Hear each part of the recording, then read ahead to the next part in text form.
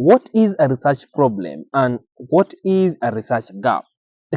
Now, this is a question that I have come across so many times, and so many people are confused about the difference between these two. I am Isaac, and I have worked with over 300 students from undergrad, masters, postgrad, PhD in trying to write up their research projects from the background to the end, data analysis, and all that information. So, what I'm going to tell you is based on my experience and what I believe is the right explanation between the two.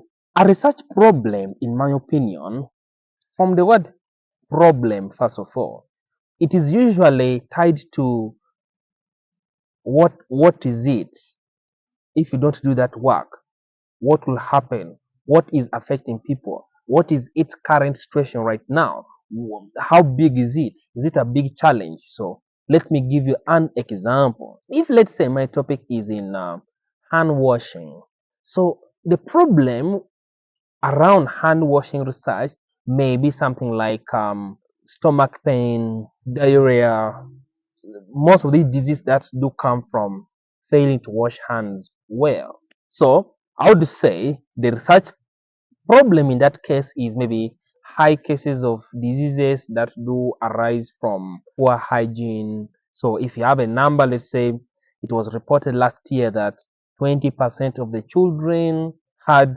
disease associated with poor hand washing. That is a good number. If let's say the study is around antiretroviral treatment, adherence or completion or starting or going for routine fill up. So the problem could be maybe several people, high mortality rates, or increasing number of deaths associated with, or maybe complications associated with poor adherence to art. So the increasing number, the high rate, the higher mortality, that would be the problem. If let's say it's around antenatal care, okay, I'd be like a number of deliveries happening have been now high risk cases, things that could have been preventable. Maybe we could have had elective surgery scheduled for this participant, but since they failed to come for ANC, we couldn't identify it early enough, so we ended up having an emergency case. See, or maybe with a number of children are being born with the HIV virus, which we could have, if we knew the status of their parents when the mother was still pregnant, we could have put interventions early enough to prevent mother to child transmission. We could have put the mother on treatment.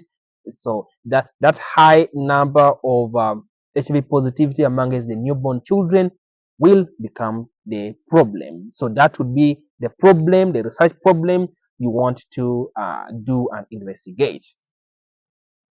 Now, every problem then would have a research gap, right? There would be a research gap.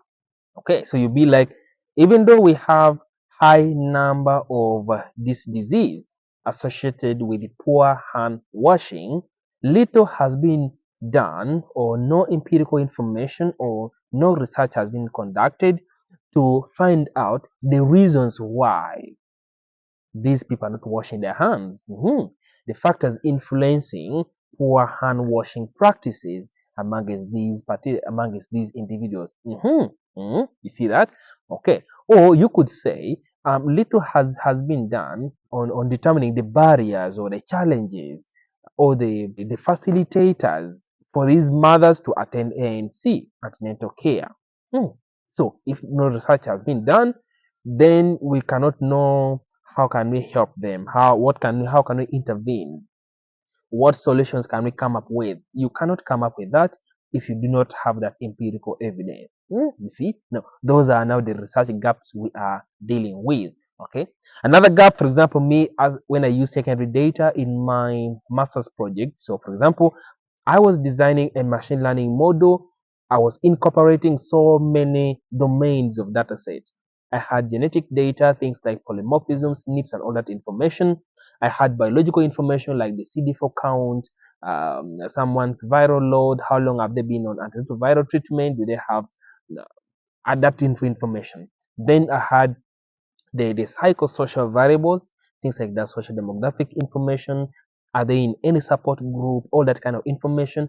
Then using all those three domains, try to design a machine learning model that can predict the mental disorder, a psychiatric condition amongst my participants. The data set I was using were already from other earlier studies, the primary study which conducted those baseline information. So my gap was like, although study ABC found that this genetic information, this psychosocial information, these biological information were associated with the mental disorder, but number one, none of them integrated all the three domains. None of them combined all the three domains to try to see how well it could predict a psychiatric condition. That's a research gap number one. But then at the same time, even those ones that performed the analysis, the association analysis using, let's say, only psychosocial versus the mental disorder, they used the traditional statistical model, okay, using Stata, RSPSS, those the logistic regressions. And those traditional statistical analysis models, they are known not to have very good prediction ability compared to machine learning models. Machine learning models are adaptable to different data types. They can account for different maybe multicollinearity between the variables. They can be able to accept as many variables as possible. They can do so many other things that in a traditional statistical model cannot do. Moreover, you can deploy a developed machine learning model to implement it in the field.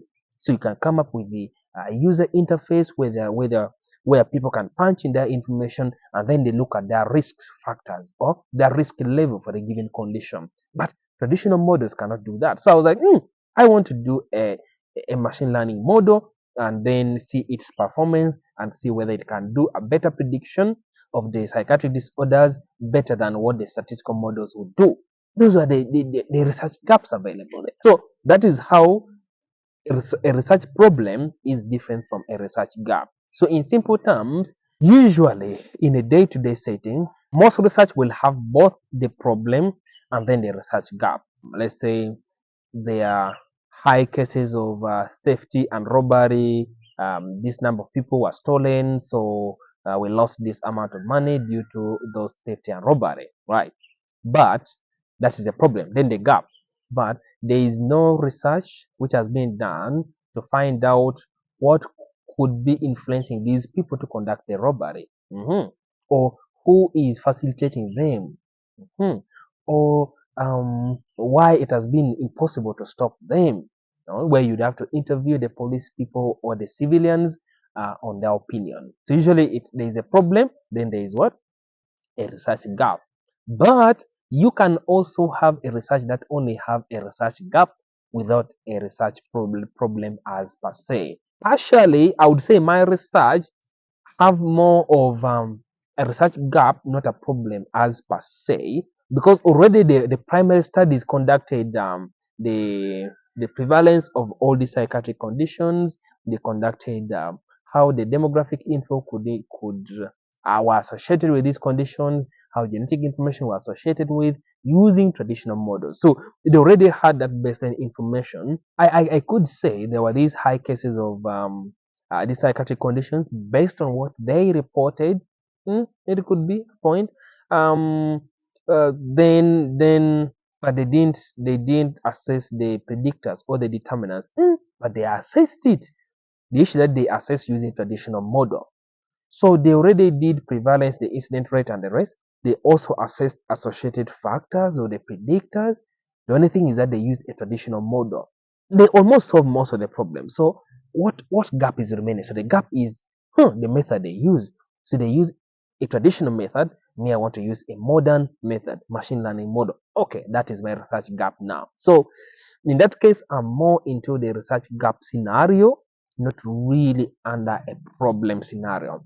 So it may not be a must that you have both the problem and the gap.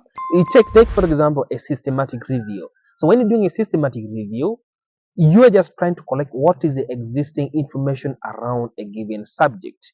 So you may not have a problem as per se, but you may have like a research gap. Be like, okay, there has been no review which has been done around this subject. So you do not know the current information around this subject. Let me do a systematic review and try to fill that research gap.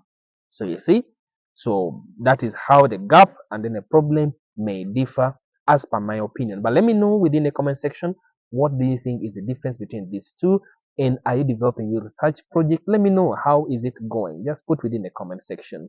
Or you can send me an email and then we have a chat. So see you next time.